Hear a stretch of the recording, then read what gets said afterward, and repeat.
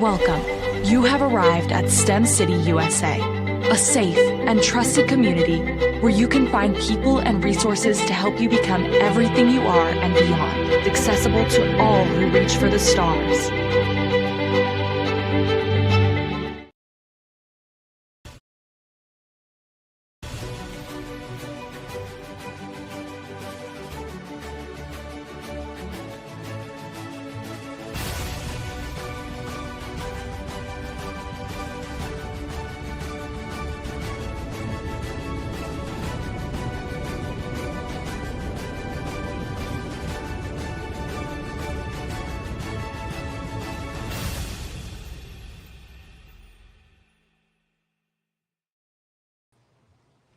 Attention to brief. Welcome to the briefing room. I'm your host, Matt Bowman. I spent the balance of my career flying jets off of aircraft carriers.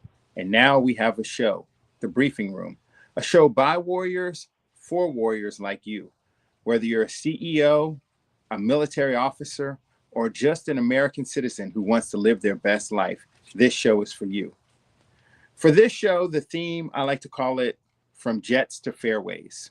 Later on, our guest today will be Mr. Stanley Campbell, an entrepreneur, a community leader, a senior executive, a man who is living his best life, who is at the top of his game. I'm reminded of a quote by George Bernard Shaw, popularized by President John F. Kennedy. And it says, "Some men see things as they are and ask why. I see things that never were and ask why not." In this day and age, with all the change and opportunity, this show is for those who say, why not? Before we bring Mr. Campbell on, we're going to go around the world in 7 minutes. This arguably is my favorite part of the briefing room, where we talk about the world events and I give you my perspective and the perspective of those experts behind the scenes that I'm talking to. So before we get started, let's go to a quick commercial for Baya so we can show you the 40th annual Baya. It's the moment in your eyes when the future becomes clear. 40 years ago, a vision was born. To break barriers, to celebrate brilliance. The hopes of what's in reach.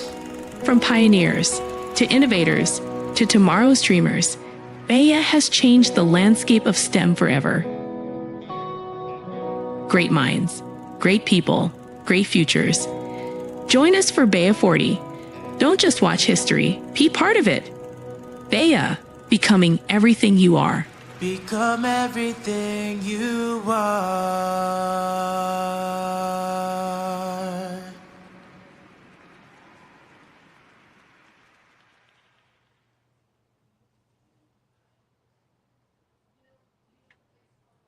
Around the world in 2 minutes.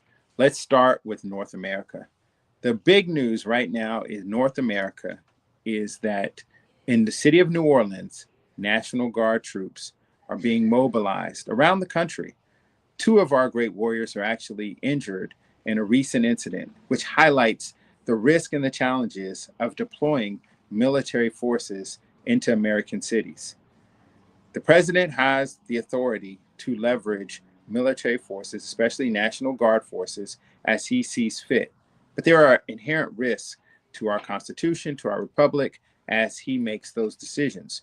We'll see how that plays out over the next 3 months. But for my guardsmen out there, men and women, please be safe and recognize that the work that we do is in alignment with over 200 years of history and precedents.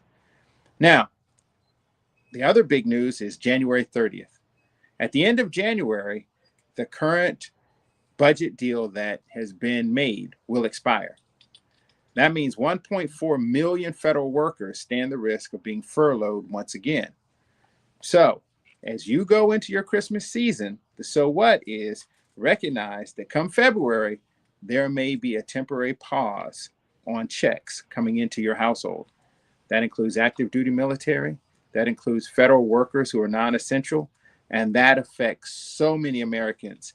So as they like to say in the low country, in my opinion, it's time for you to tighten your belts, watch your pennies, and save your money for the rainy days that may come ahead. Let's go down to South America. I mean, South America has been hot. You see the sunny weather that I'm in, but this is nothing compared to what's going on in South America. U.S. forces are massing in the Caribbean. Venezuela has put their forces on alert, and over 80 narco traffickers or suspected narco traffickers have been killed by attacks by U.S. forces on what they call go-fast boats, speedboats in the Caribbean. On September 2nd, there was 2 strikes against a go-fast boat. The first strike killed, of the 11 people on board, the first strike killed 9. A second strike killed 2 that were floating in the water. That incident has potential to be the My Lai incident of our generation. It has the potential to be the Abu Ghraib of our generation. Tomorrow, the admiral who is in charge of that operation, the vice admiral, will go before a classified briefing at the Senate. We're going to pay close attention to how this plays out, because as you all know, in our military circles, this has been argued and debated in chat rooms and late night phone calls from well-meaning Americans from all sides of the aisle on what is and is not appropriate for the use of combat against civilians, against narco traffickers, against designated terrorists. But no matter where you stand on the issue, this is my one word of advice for every single person out there, in uniform and not in uniform. If you are ever in a position where your boss asks you to do something that might be controversial, in the words of Lieutenant Colonel David V., my Marine Corps mentor, you need to have something called a memorandum for the record. You need to write down exactly what was told to you. Put the 5 W's: when, where, who, why, and what, and stick it in your drawer and put it in a folder. So to Lieutenant Colonel Dave V., shout out to you for teaching me that lesson about memorandums for the record. They're the most powerful tool for any military or civilian person who works in a large organization. Let's quickly go to Europe. Putin has threatened Europe with war and destruction if they intervene too heavily, both in Ukraine and also in sanctions against Russia. This has the potential to change the world as we know it. So for those of you who pay attention to world events, let's pay close attention as the winter approaches in Russia, as gas prices rise in Europe, as heating costs rise in Europe. That is another powder keg of the Balkans that has the potential to shape our world and change the world that we know it. In Gaza, Israel and Hamas continue a shaky ceasefire, but it's holding, and that's good news for all of us. As we go down to Africa, there's 2 big stories coming out of Africa right now, 2 of them. The first one is in Kenya. Kenya is now investigating years of allegations of abuse by British soldiers against Kenyan citizens. That has potential to affect the entire Commonwealth, because the story that happened in Kenya happened in other countries where British forces maintain control. We'll stay close attention to that one. The other big thing going on in Africa right now is coup d'etat.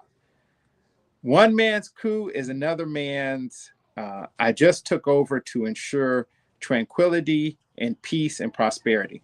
So there's 3 countries right now in Africa that are experiencing political turmoil that have resulted in coups. And we're going to pay close attention, especially those who are in Stuttgart and AFRICOM, as to what's going on in the African continent. And then last, as we wrap up going around the world in 2 minutes, is Asia. Over 1,000 people were killed in floods, tens of thousands affected by floods. The effects of climate change are real. The causes can be debatable, but there's no doubt that our climate is changing, and that has dramatic impact on all of us, especially those of us who live in Florida and the 80% of the world that lives within 50 miles of a coastline. So there we go. Around the world in 2 minutes. That is the briefing room. We're going to go to a commercial about Career Day, and then the next voice you'll hear is from Jets to Fairways. the Stanley Campbell story. Calling all future STEM pioneers, leaders, and career champions. Join us on every second Saturday of the month for the BEA Career Day. BEA STEM Career Day is all about creating opportunities for students to venture into the world of STEM through the eyes of professionals. You'll meet mentors and presenters that will give you a sneak peek into the many options available to you in the field of STEM. Hosted by teen ambassadors, you'll find yourself among inspiring peers just like yourself that are aiming high for their future. To take part in the BEA STEM Career Day on Zoom, visit fullstemahead.us and register for the next session. Again, that's fullstemahead.us. BEA, becoming everything you are. A world of careers unleashed. You can get it at Bayer. Become everything you are. When you enter the Becoming Everything You Are ecosystem, you join a professional community of 50,000 plus professionals and 100,000 students. It's this incredible community. My co-host and I, Dr. Tyrone Taborn, live in this community, and it's our opportunity to bring to you the best and brightest from the BEA world. Mr. Stanley Campbell is one of those. I mean, how often do you meet a man who has flown jets for the Navy, who has over 20 patents in his name, who has started an airline, who has gone to South Africa and helped the freedom fighters in South Africa, who has run for the United States Senate, who has bought golf courses, and who has started a tech company that impacts over 200 million Americans. Ladies and gentlemen, it is my pleasure to introduce my friend and my mentor, Mr. Stanley Campbell. Hello, hello, hello. Hello, Stanley. Great seeing you. And Stanley, you know, we have a tradition here on the briefing room where everyone wears an article of clothing that really reflects who they are. So I'm looking at the hat on your head. I love it, sir. That speaks from jets to fairways. What a story. There you go. Well, we got Callaway on today, but if it was Thursday, it'd probably be Titleist. We actually work them all. That's it. I love it. I love it. Well, listen, Stanley, let's get right to it. You know, the audience is eager. Tell us about your family, where you're from, and your childhood. Let's even go before your childhood. Let's go. Who are your parents, grandparents? Tell us the story. Sure. Well, my parents on my father's side, my father is Jamaican. He's born in New York. We actually were looking the other day. You could see where his mom got on a boat, had the baby in New York, and 2 months later, she was back on the boat going back to Jamaica. But my father migrated here permanently at about 15 years old. Lived in New York for a while, and then he moved down with my uncle Luther Whitaker down to Miami, and he was there when he met my mother. On my mother's side, she's Bahamian, so Stirrups is a big name in Florida and as well in the Bahamas. So there's Stirrups and Galloways on my mother's side. And then you got some Cuban because my mother's grandmother was actually Cuban. But in any case, we have the Caribbean on lockdown. You have the Caribbean on lock. It's that whole diaspora story, you know, merging, into the American dream. I love it. That is correct. And then for me, I was born in Miami Beach, one of the first generations of Blacks who could be born there. And I have four brothers. My oldest brother was an Air Force guy. My second oldest brother was an Army guy. And I'm the third, which was a Navy guy. So go figure. The next two didn't join the military, but they served in a number of ways and are very well and familiar with the throes of the country. I love it. I love it. And, you know, you talk about, when you talk about lessons from, from your father and lessons that he brought from New York and Flatbush and Jamaica, and then from your mother and the Bahamian side, and then all of those things coming together. What are, for the audience, what are 3 life lessons that you think that you can share that you learned from your parents? Well, the first is that my parents were together until death. My two older brothers have a different father from me, but my father raised all five of us. The word step was never in, we were brothers, period. There was no stepbrother or any of that. That being the case, when you kind of can put a family together, no matter how fragile, no matter how rough, no matter what the neighborhood, the thing that comes out of that household is going to be something that is to be admired. And I can tell you from our household in Liberty City, we didn't have a lot, but we didn't know we didn't have a lot. And there was never any limitations to what we could or would want to do. And of five of us, none of us do the same thing. Only two of us have the same major in college. Only three of us have graduated college, and one of us with a PhD. But at the end of the day, there's none of us that did not become millionaires.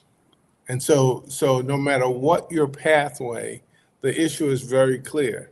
If you work at it, you believe in it, and you can actually trust yourself, then the sky's the limit.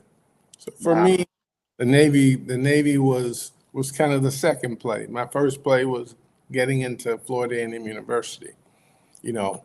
Go Rattlers. Strike. Exactly. And so the as a C student coming out of high school, I decided I was going to study physics. And my brother kind of helped me with that decision, but a C student going to college to study physics is like unheard of. But somebody would have to tell you that. And in my case, nobody told me that. And then after, about the first 6 months, the light bulb went off. And that light bulb was the differentiation between understanding math and knowing that you could understand math. And so when people, all around the world say, well, I don't really get math. I don't really understand it. Well, it's not you. It's not your fault. It's some teacher that missed the boat in getting you to being able to get that light bulb to go off. For me, I got it after about 6 months. And then it became, I wouldn't call it easy, but it became natural. It is natural for you. But Stanley, you went right to Florida A&M, but I want to circle back because there's a lot of nuggets in that piece that you spoke about for your family. And, that the family building five boys who were all successful, five young men in Liberty City. And for those of you around the world who are listening to this, Liberty City is a part of Miami. It is a modern city. But Stanley, can you describe to them what it was like growing up in Liberty City? I mean, and also describe your brothers, because, you all have, one of the most, the whole range of success, you got from yourself and your older brother and senior levels of executive. You have entertainment down there with, Uncle Luke. So, tell them about your family, Stanley. Sure. Well, the first thing is we were raised in a house of love. And my father used to sing to my mother, and he sounded good in singing. My mother was a beautician, but she was also like a beauty queen. If you take a picture of her and some of the top actresses in the world, you can't make a differentiation. Wow. But the key is that that we were loved, and my oldest brother, nobody could believe that he could go to the college. At least my parents didn't. They knew education was important. So he went to the military first and got his, he did his first 4 years in the 6 years in the United States Air Force. He was a Vietnam vet and, Agent Orange and all the rest. When he passed away, he basically had already gotten a double lung transplant. So you can tell what Vietnam did to him. He did a second tour in Vietnam to keep my Army brother out of Vietnam. And that brother's also passed away, but Agent Orange was not just limited to its deployment. It was also in the research and in the development and the like. For me, I was the third one, and they convinced me to go to college first. Hmm. So that 4 years of my second oldest brother, there's 5 years between us, that put us in at Florida A&M together, both studying physics, and it got him a year ahead of me. Okay. So, and believe me, that is not a good place to be behind him, because we took some classes together, and after the second one, I just decided I'm never taking another class because They're like, there's one oh superstar, yeah, one other, but they're he's brothers. gonna argue with the professor. I'm a quiet guy sitting there, and he gets the better grade, and I did the better work. I like, what's up with that? But there's something about the prior enlisted guys that go well in college. And so, if any of you are out there, always think about that when you decide what you're going to do in your next adventure, because it is very important. Very important. I have a friend, Master Chief Steve Haiti, and he used to tell me, he goes, Commander, us enlisted guys, we can run circles. Listen, we can run circles. So those guys are phenomenal. Yes. And then my brother under me, he wound up being top chef in Miami and Miami Beach. He was once the head chef of the all of the airport, Miami International Airport restaurants. And then he went on to the beach, and he was one of the guys who started Art Basel and as well had beat Emerald twice in cooking competitions on the beach. So he's very well known. He's retired now, but he still gets up to the course every once in a while. I'll get him once a year at least. Once a year? Yeah. And for the audience, Art Basel is going on right now. It brings the whole entire art, culinary, entertainment world to Miami for 4 days of galleries and events and parties. So for your brother to be literally the man who feeds Art Basel and the man who feeds Miami Beach, I mean, what a legacy. Yeah, and believe me, that started with my mother, just doing beauty shows, well, way back in the day. So our interests in arts and in culinary go way back. If you look at that brother's Bernard, and he's named after my uncle Bernard Benaby, who is another Bahamian, but he was the head chef for all Doral Holdings. So he kind of got it naturally. And then there's my youngest brother, who most people know beyond any of us. And that's Luther. Don't stop, get it. Exactly. So you can imagine going through the United States Navy. I was a TACOMO pilot and all the rest, and getting into very highly classified meetings. And then when everybody's cleared the room and the lights are on, and it says, "So that's really your brother." I literally remember as the most junior person in the room, my first, significantly classified meeting where the White House is there and we're there and Looking Glass guys are there, and that was the very first statement in the room. So it's hard to come back from that, but we did okay. Excellent. Well, listen, thank you, Stanley, for sharing me the story of your family. Let's fast forward and get to the highest of 7 hills, that home of the Rattlers, Florida A&M University. You're there studying physics with your brother. What happens? Well, we were there for 3 years, actually like 2.5, because he graduated, and then I left very quickly. I actually got out of Florida A&M in 3 years with 2 degrees. But I went to summer school and the like. My brother took a job with the largest chemical plant in the world at the time, which was the Monsanto plant in Pensacola, Florida. And then he wound up actually being the plant manager.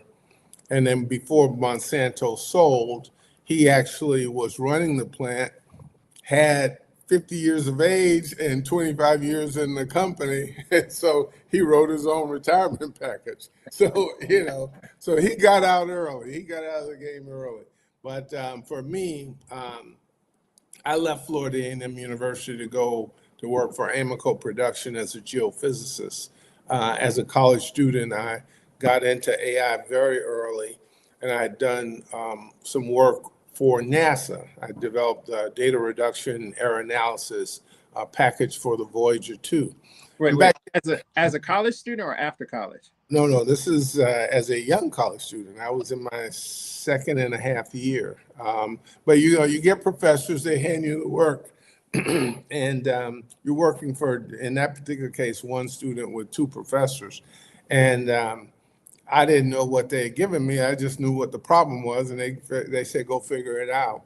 And I developed this algorithm, which was a playoff of, they call it the least squares fit algorithm and I put it in place in a way that was very interesting. And then it flew. About 4 years later, it actually flew. And just 2 years ago, now that was 50 years ago, it is still sending back information 50 years later. And how incredible is that you can do work as a college student? So for those who are debating whether to send your child to an HBCU, this is living proof that talent resides everywhere. How does it feel to have your work still yielding dividends 50 years later? Well, I can tell you that about 40 years later, it got to my attention because the Bush 1 administration actually, on Bush's on the way out, he actually appointed me to the board of NASA. And so that was a big thing. And the reason was because of that work I did as a college student, and the fact that I had gone on to become a Navy pilot and was stationed at Patuxent River, Maryland at the Naval Air Test Center. So then, Stanley, shout out to Florida A&M and to the president and the provost. I'm gonna send a copy of this so they can know the potential, and also for North Carolina A&T, another producer of engineers, STEM talent, all the 18 ABET accredited HBCUs. Exactly, well, sir, well done. And so from that, the aviation part, going into aviation, growing up in Florida, I always, you see the rockets go up. And I thought that for me, I wanted to be an astronaut. And so it wasn't that I didn't want to be a black astronaut. I just wanted to be an astronaut. And so I just said, okay, if astronauts study physics, that's the thing. Astronauts go to the Navy and fly airplanes, that's the thing. And so that was my pathway. And then, at some point, you now kind of start growing up, and then you start getting more direction, and a little bit of reality starts falling in. Charlie Bolden and I were at the test center together. I'm flying at TACAMO, and he's over at the test, and I literally was going to apply. And they said, well, you got a little bit more to go, so why don't you just hold off on your application? And I'm like, what's the problem? He's going to get in, and I'm going to get in, But at the end of the day, those things that are right for you may not look so clear to you at the time. So for me, I really didn't like it. I thought we could both apply and we would both get in. And if it was only going to be one of us, it was going to be me. But Charlie now has time in Vietnam. Mm-hmm. He had an immaculate record. He is already now flying with in the test environment. And so his time was right. The issue is that we've got to also know that our time is right. Mm-hmm. And so you don't let somebody else's career define what your career is going to be like. And listening to your introduction, you talked about Kenya, you talked about Africa, you talked about South America, you talked about a number of places that these are very important to us, particularly as warfighters and people who are in the warfighter environment. But at the end of the day, your day-to-day operation is very, very critical. So you keep that focus and everything else will fall into place, guaranteed. Wow. Well, you mentioned Africa, you mentioned South America. You had a distinguished career in the Navy, but at some point you left the Navy and started working, I think, in Africa. We're going to go to a career day commercial so that young people who are tuning in can hear all about the careers that the Becoming Everything You Are conference and CCG produces. And when we come back, we're going to hear from Jets to Africa. Oh, there you go. Calling all future STEM pioneers, leaders, and career champions. Join us on every second Saturday of the month for the BEA Career Day. BEA STEM Career Day is all about creating opportunities for students to venture into the world of STEM through the eyes of professionals. You'll meet mentors and presenters that will give you a sneak peek into the many options available to you in the field of STEM. Hosted by teen ambassadors, you'll find yourself among inspiring peers just like yourself that are aiming high for their future. To take part in the BEA STEM Career Day on Zoom, visit fullstemahead.us and register for the next session. Again, that's fullstemahead.us. BEA, becoming everything you are. A world of careers unleashed. You can get it at BEA. Become everything you are. So if you just saw that commercial for BEA STEM Career Day and you're a high school student, a college student, or a parent of a high school or college student, please contact me at mbowman@ccg.mag. I would love to have your child, your son, or your daughter interviewing some of these world-class leaders. When we just left, Mr. Campbell was telling us about his transition from the Navy to Africa. So I'm glad you remember that because the things that you do when you're young, you do with a young man's brain, a young man's body, and a young man's heart. So for me, I gotten out of the military, went to work for a small company. I had a deal with that company that if I bought an airplane, that they would lease it from me because that was the business that I thought I wanted to be in. And so I wound up somewhere around 29 years old owning a jet operation. So I had a jet airplane that was working technology with them. And I got noticed by a lady named Miss Mabusa. She was the ANC, the African National Conference's person in Washington. This is before apartheid is over. So she says, well, we need your help. And so I said, well, explain to me. The issue was that the government had moved the airline out of government ownership into private ownership. So, and they thought that was raping the country. So she says, we need the U.S. help for that. Now you got to remember who was the president at the time and where our interest was at the time. And so I said, sure, I'll help. And that help wound up being very strategic, very tactical, because now you got a recently graduated naval aviator who understands the entirety of the international flight environment, because most of my flights were in Europe for my first 3 years.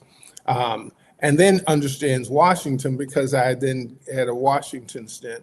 So my going out to the State Department with her in tow, they literally wound up saying, look, we got to deal with you, but can you leave Mr. Campbell? Because the issue is if they know full well that interest is going to affect the largest airline on the continent, and the fact that the ANC was about to take over the leadership, then that becomes an issue. And so they actually would leave me downstairs, but I was able to get Miss Mabusa and others into the meetings upstairs. Now those Stanley, to paint this picture though, I mean, this has got to be in the, cry freedom, just as apartheid is falling apart, the ANC, the African National Congress with Nelson Mandela, is preparing to take over. I mean, this is rewriting history. The whole of history. The whole history. It is writing the history. Yeah. Because now I could tell you 50 people that I dealt with, but I didn't deal with 50 people on a regular basis. The people I dealt with was Miss Mabusa, Miss Mandela, and Mr. Mandela. And then every once in a while, Desmond Tutu. That was it. And I was just turning 30. So now you can imagine when you got those kinds of people and they're silent because they know that what you have to say is real, is backable, and that they can actually challenge the United States government in areas that they should have done a lot more but didn't. And now that when they take over this government, you're going to have to deal with us as one of the most, if not the most powerful nation on the continent. So there was a lot of things going, and believe me, for me, I took them in stride. I took 8 guys from Africa. I trained 4 of them in Washington, and we sent 4 of them to Texas to get their licenses. They were already flying. They've been flying with Algeria, flying with the Russians, and flying, but they already were flying. So the getting them U.S. licenses means the United States State Department has to back their application to South Africa Airlines. They didn't want that. Now, just to fast forward, the guy who was the head of the Air Force for South Africa 3 years ago was one of the guys that we sent to Texas. The first two guys we trained here in Washington got their license, living in my house. They killed them. Wait, what? They killed them. So the seriousness of what we were doing was very evident. And I mean, for me, again, I'm a young guy. I'm like, oh, I'm going to apply myself. And then now all of you guys who are still in the military, if they kill me, then there's somebody's going to stand up for that. That was my hopes. I'm telling you, everybody from the State Department on down talked me out of that. And there's no telling what would have happened. But the history is very important. And that just says, no matter where you are in any parts of your career, you are very, very important. And you may not know, like for me, I didn't know how important that was at the time, but it was very critically important because, you got ships, you got airline, you got rail. Everything else is a highway. There's no other transportation. And then when you look at the history of how the country has evolved, how that airline has evolved, and then how travel and international trade and all the rest of that, all those are implicated there. So those are the kinds of things that, again, whether you're a supply officer or whether you're flying an airplane, it really doesn't matter because the pictures of how we impact the world are very, very large. They're very, very large and very important. So, Stanley, we're a show by Warriors for Warriors. I don't think you get any more warriored up than Winnie Mandela, God bless the dead. I don't think you get any more warriored up than President Mandela, any more warriored up than Bishop Desmond Tutu, God bless the dead. So can you give us one story, one Winnie Mandela story? That's one of my heroes. I'll give you a kind of a happy one. So we're flying her in the U.S. Got a big airplane. We got about 30 people on the plane, and we get off in Texas, and we go to this big event. It's like a church, and they have like 10 or 12 girls who are going to greet her, and they all have flowers, and they start from like 3.5 foot tall, and they go up to about 290 pounds, and so she gets the first little girl and she grabs her and she picks her up and she swings her around. You see these little feet swinging in the air. And and so you're like, wow, that is a warm embrace. And the second girl just jumps into her arms. So she wants to be picked up and all the rest. So now you get around the mid girls. These are adult-sized children, and so she picked up every one of them But now you still got 8 more to go, or 6 more to go. By the time she got to this girl who easily was 290 pounds, very big young lady, got the flowers. Miss Mandela did her little strut. She grabbed her, picked her up off of the ground, and shook her around the same way she did those other kids.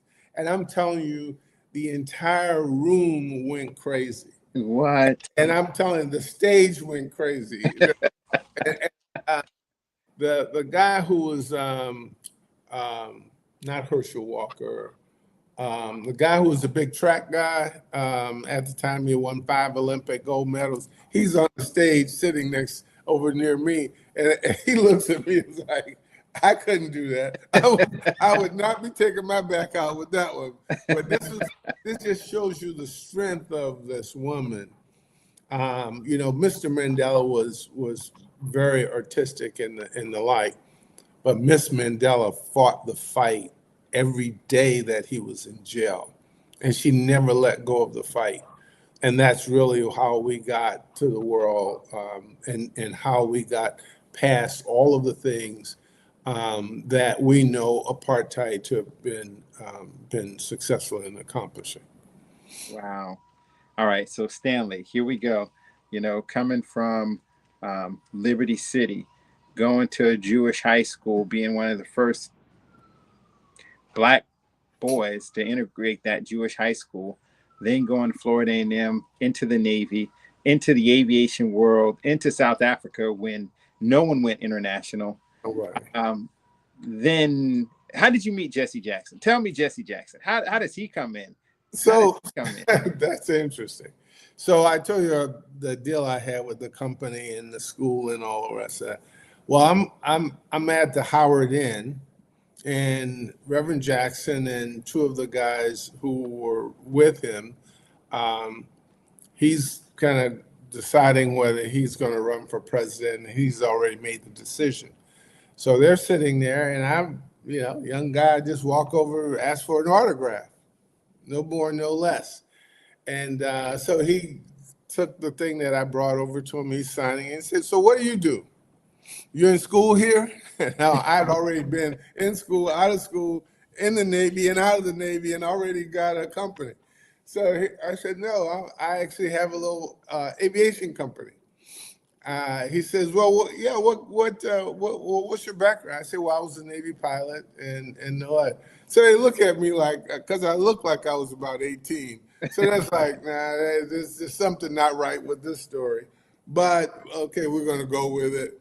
And then the rest, they said, "Well, you got airplanes." I said, "Yeah, I got an airplane, and I actually got 2, and one is a jet. So if you ever need us, just give us a call." And I just left, and so that Saturday, I get a call, and the call is like kind of a little bit frantic. They're in Mobile, Alabama, and it's like, we're stuck. We're at this union conference here, and we got to get someplace else, and we have our transportation. We missed the flight, the commercial flight. They say, "You really got an airplane?" I said, "Yeah, I got an airplane." "Can you get down here to move us?" "Yeah." "Well, so what's that going to cost us?" I gave them a price, and they had no idea whether I had an airplane. They had no idea whether I was real or not. And I landed that airplane in Mobile, Alabama. Only 2 of them were at the airport. And their faces were like, when I opened that door, and their faces, it is like, oh boy, this is a whole different game. Now, the plane that they thought I had, which had taxied in just before me, was a small twin-engine prop airplane, and 2 people got out of that airplane. One was John Glenn, and the other was his wife. Wow. So Senator Glenn and his wife got out of his airplane, and I pulled up right behind him with this jet. And so the entirety of the election and the campaign changed that day, because now he's got a jet airplane available to him. And again, I go back to how important it is when you're in the mix is totally different than the impact that you are going to make in your life and your career. I didn't know, nor they knew, the impact of Run Jesse Run, because Run Jesse Run was really Fly Jesse Fly. Because when the Bush administration was making one trip, we would make 5 trips in between theirs, because you're going to the same place. And those 5 trips also say you got to also know the rules. The rules were 1.5 times first class fare for anybody that's flying with them, that's a government or others. So the press and the government. So it looks like you got to raise a lot of money, but if you're charging 1.5 times first class fare for every trip, and one person is paying you $15,000 to $20,000 per leg, meaning paying into the campaign, we wound up changing the way elections are run, because now you cannot have somebody like Reverend Jackson doing that, because now you get an opportunity to play the system. And that's just playing the hand that is presented to you and using all of the tools in the toolbox. In that particular case, it was the rules. So again, not just changing internationally, but we changed domestically. And I guarantee you, many people will say the things that we set in place for his 2 elections were the things that put Barack in a much better position, because now he has people available to him in the same city of Chicago that knew the rules because they learned them with us. So Stanley, then, 2 key takeaways are: every conversation is an interview. Every conversation is an interview. Can you imagine had you not shared with Reverend Jackson your story, your capabilities? This is not the time. 2025 is not the time for any of you listeners to play small. Every conversation is an interview.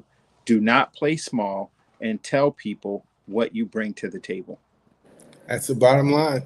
That is the absolute bottom line. Wow. And all right. Play the game all the way through. And play the game all the way through. And know the rules. You got to know the rules. You got to know the rules. You got to know the rules. So you live in the greatest country that's ever existed. The rules are available for anyone to read. So now, Stanley, now you've flown Reverend Jackson. Now take us from jets to Fairways. How do you get from there? There's a little stop in between there. I started an IT company. Okay. And my IT company is in AI. So if you look up in my name in patents, you'll see some of the patents in AI, and then look at the dates, because the dates of those patents are generally when the people who are running AI right now for the world were maybe in junior high school or high school at the most. Stanley. So this is not, there's no gamesmanship there. So we did that for the defense and intelligence world. And when you look at 9/11 and the like, we're right in the middle of all of that. But it was that company that after I left the intelligence world, I decided I would never go back into the building again unescorted, and that I would move from, for lack of a better term, killing people to now saving people. So I shifted over to healthcare. And now today I have the largest healthcare network in the country. We message into every point of sale pharmacy in the United States.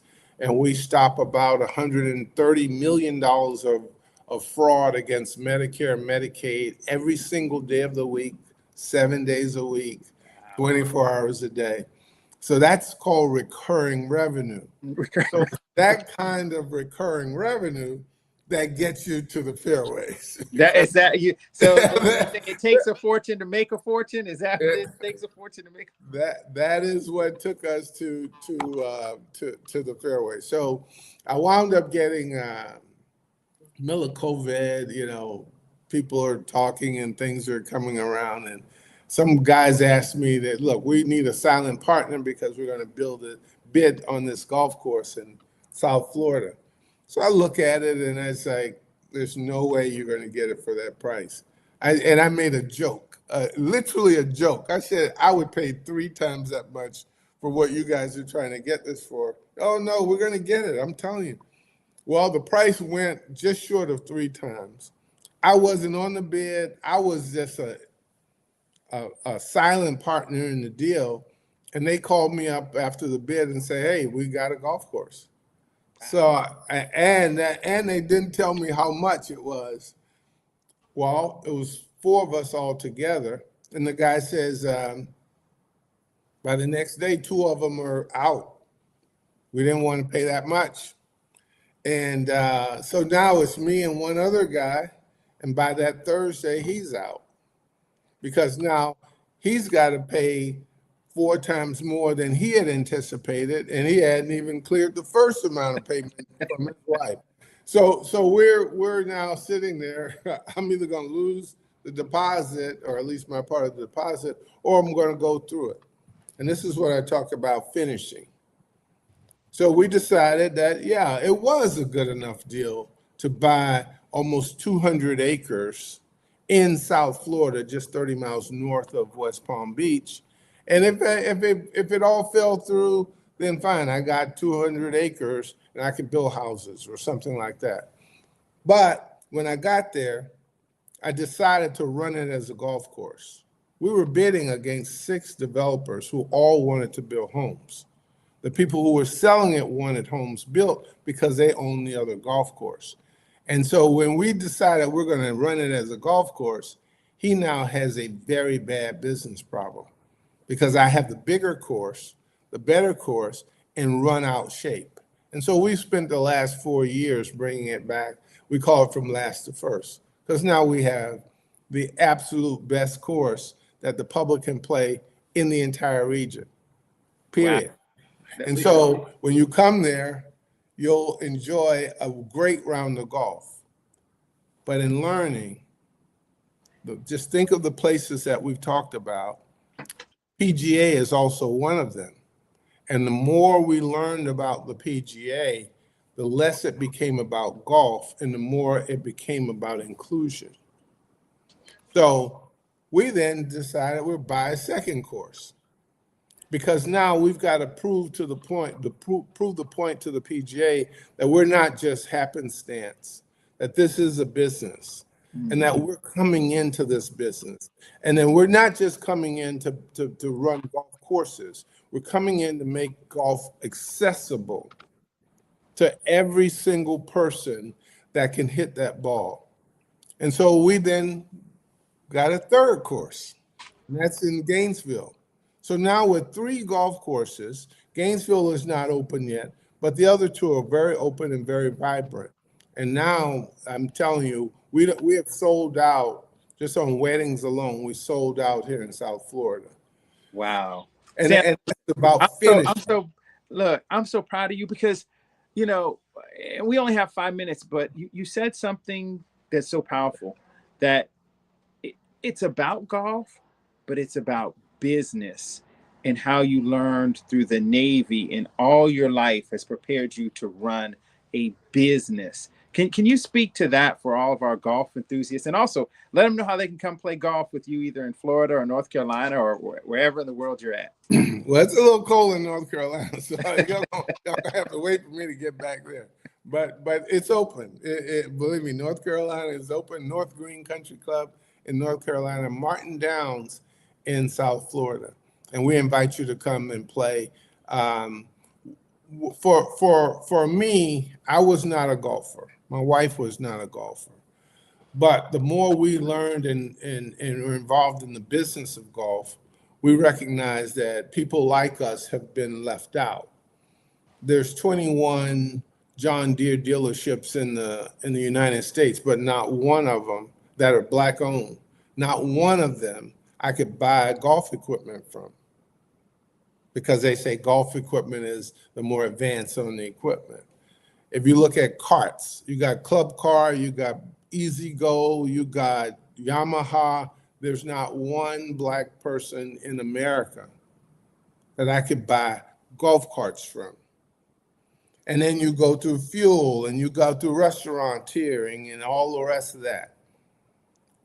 And you got nobody that is impacted into the golf environment that I can actually trade with.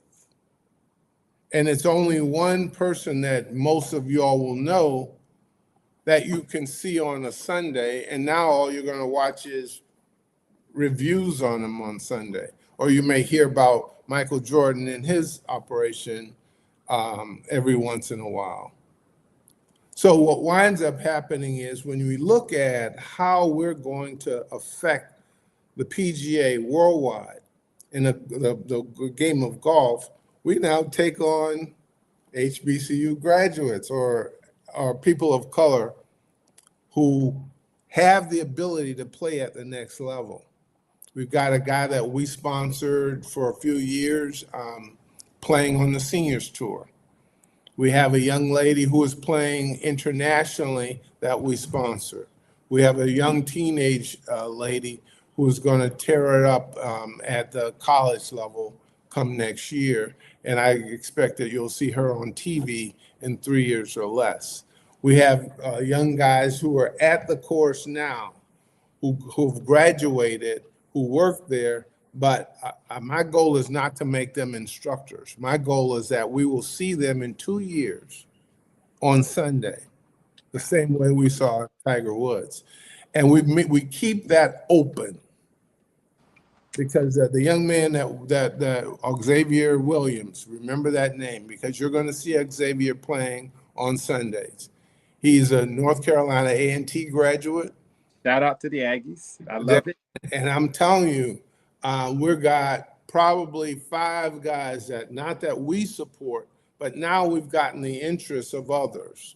You look at basketball players,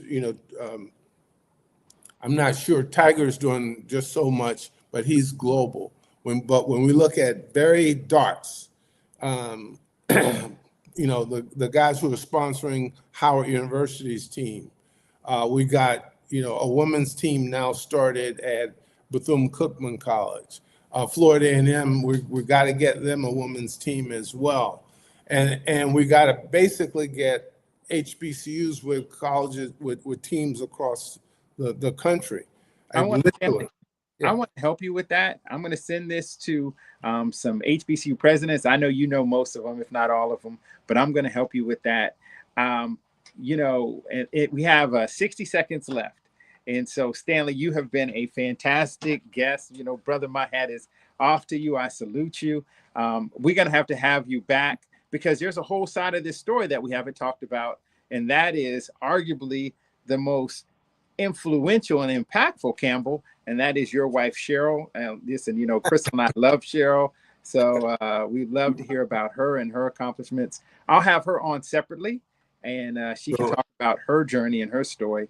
So with that, I'm going to ask our producers to focus in on me. I'm going to do a quick wrap up. Stanley, sir, once again, you've been an amazing guest. And then this is my final thought for today's show. The Briefing Room, a show by Warriors for Warriors. No warrior on earth has pivoted as many times successfully as Mr. Stanley Campbell. I hope that you enjoyed the show. Our theme for this show today was from Jets to Fairways. I want to thank the entire production staff. I want to thank my co-host, Dr. Tyrone Taborn, and the BEA Stars and Stripes Committee, Vice Admiral Wins, who's our national chairman. And I'll leave you with this quote that Admiral Wins shared with me this morning. And it is the one from President John F. Kennedy, which is, some men see things as they are and ask why. For us in 2025, I encourage you to see things as they should be or as they could be and ask why not. This is the Briefing Room. I'm out. What if you could build your own city? A place where every child can find nurturing people to help them achieve their full potential. A place where every adult can access job training support, where health education is abundant, where social justice ruled the land. A place without limitations. Welcome. You have arrived at STEM City, USA. It is what every city should be. A safe and trusted community where you find people and resources to help you become everything you are and beyond. STEM City is unlike anything you have ever experienced. It is a digital twin of the world around you, only better. STEM City is about energy and soul renewal. It is more than a digital world. You can almost feel the power of live cultural events, music, and theater. STEM City promises a better future for children with caring mentors and hands-on activities with dedicated tutors to support our youth. STEM City is your passport to a healthy lifestyle with weekly events addressing our community's many issues. STEM City is your financial well-being with helpful information on wealth management, career advancement, job training, and so much more. STEM City is the community you deserve. It is the city where your dreams can come true. STEM City USA, a place in the sky that is accessible to all who reach for the stars.